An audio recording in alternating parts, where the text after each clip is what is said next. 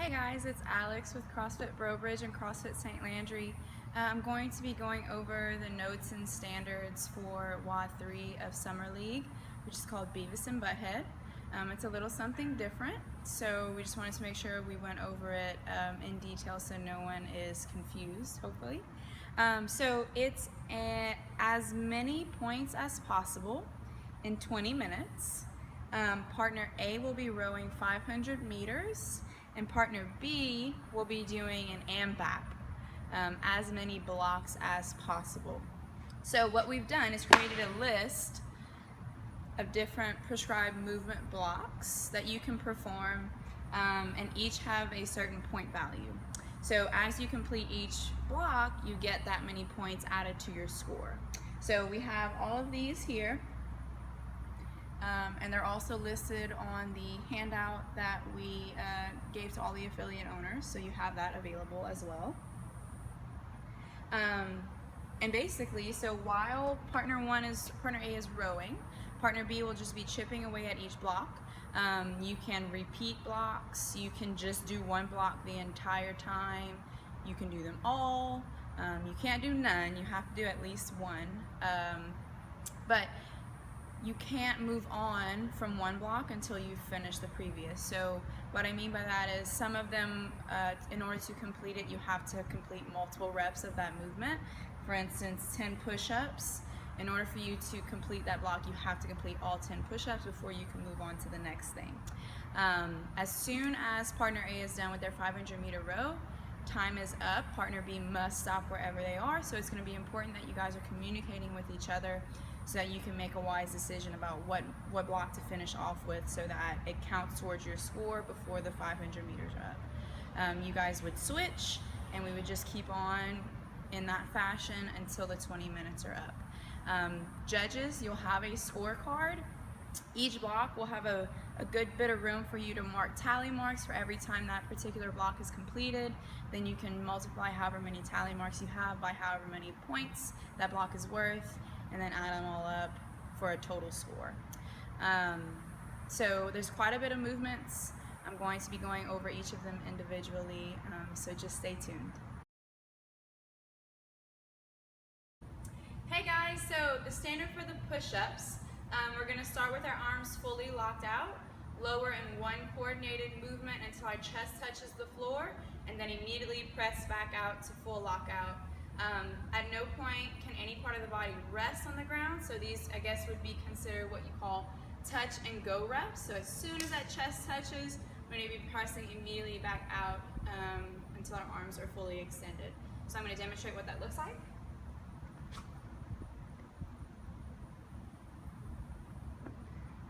So start fully locked out, touch the chest to the floor, no resting, and finish fully locked out. Okay guys, so standards for the sit-up. You're going to start seated with your feet in butterfly position, so those bottom soles of your feet will be together in front of you. First standard is that you're going to lie back, touch your hands above your head onto the floor, and then you're going to make sure that you touch your toes when you sit up. So those are your two standards, touching the floor above your head and then touching your toes when you sit up. I'm going to demonstrate what that looks like.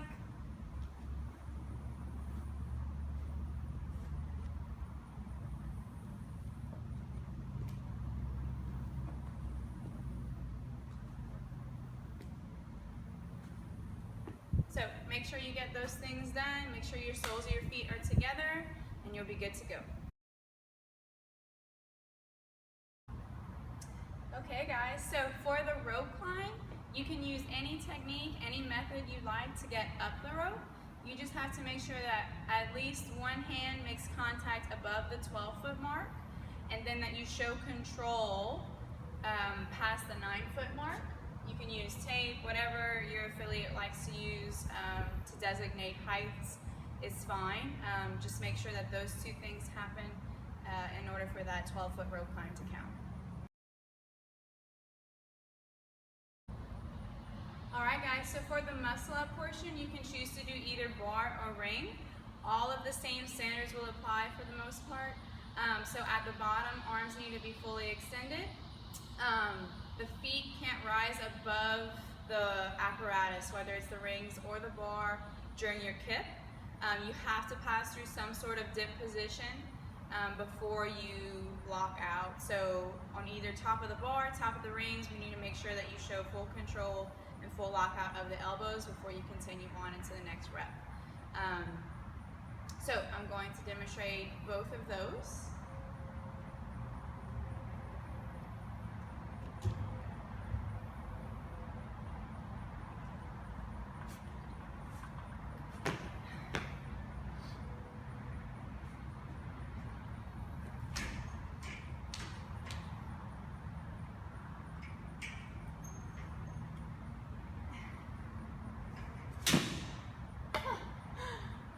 Okay, so that's the bar and ring muscle up.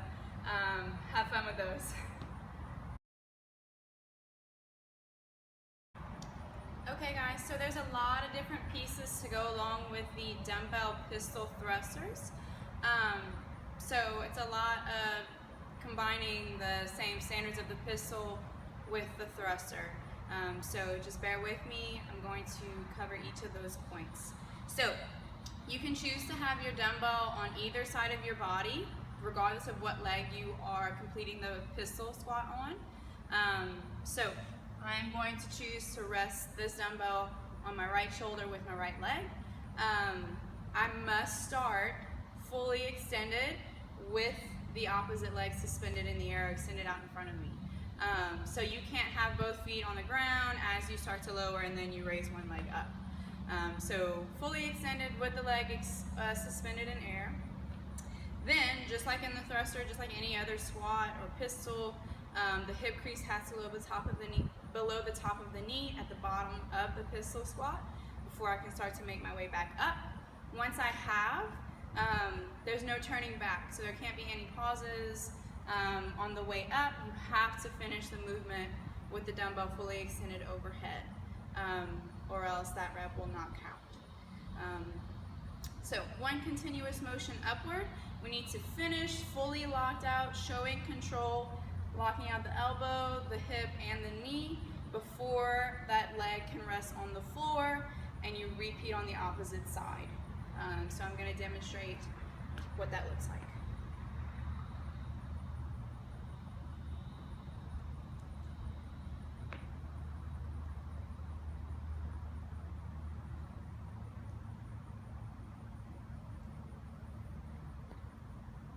So, and another thing I didn't mention, but I think goes without saying, the suspended leg can at no point touch the floor throughout the movement again until control is shown at the top of the movement. So both right and left need to be completed before that block will count. So hope you guys enjoy that one. Okay guys, so next up we have the standards for the snatch. This is a true snatch, so no clean and jerk will be allowed. It's not simply a ground to overhead, it is going to be a snatch. You can muscle it, you can power snatch, you can squat snatch, whatever you prefer. But what we're looking for is for the bar to start from the floor and make its way directly overhead, showing full lockout at the top. So that's elbows, hips, and knees fully extended with the bar overhead. At no point can anything other than the feet touch the ground, so if you drop to a knee, that rep won't count. I think that's it, so I'm going to demonstrate one.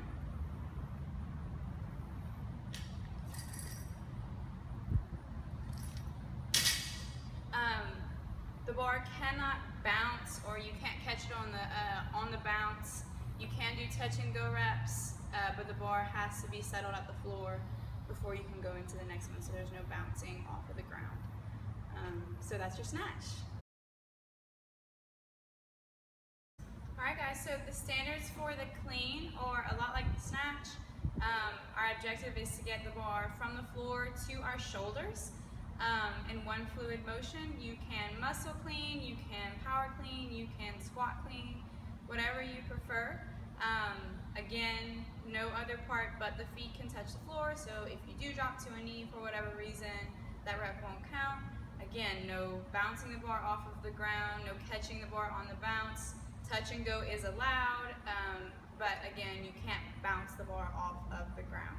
At the top, Your elbows must come in front of the bar for that rep to count.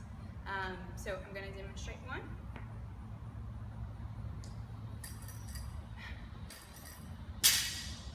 So that's your clean. Alright guys, so next up we have our traditional deadlift. So our arms are going to remain outside of our legs. Our objective is to get the bar from the floor to our hips in a fully standing position. At no point can the elbows bend in the deadlift. And at the top we need to make sure that the knees and hips are fully extended with the shoulders back behind the bar. So I'm going to demonstrate one head on, and then I'll turn over to the side and do a few from the side so you guys can see what I'm talking about.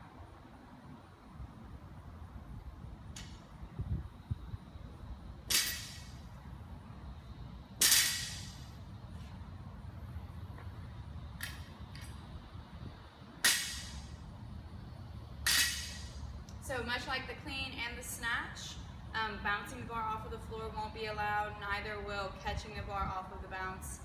You can do touch and go reps as long as it's under control. So that's your deadlifts. Alright guys, last but certainly not least, we have the burpee. So your standards are that your chest and hips must touch the floor at the bottom. And at the top, your feet need to leave the ground with your arms overhead and hips and knees fully extended. So I'm going to show you a good rep.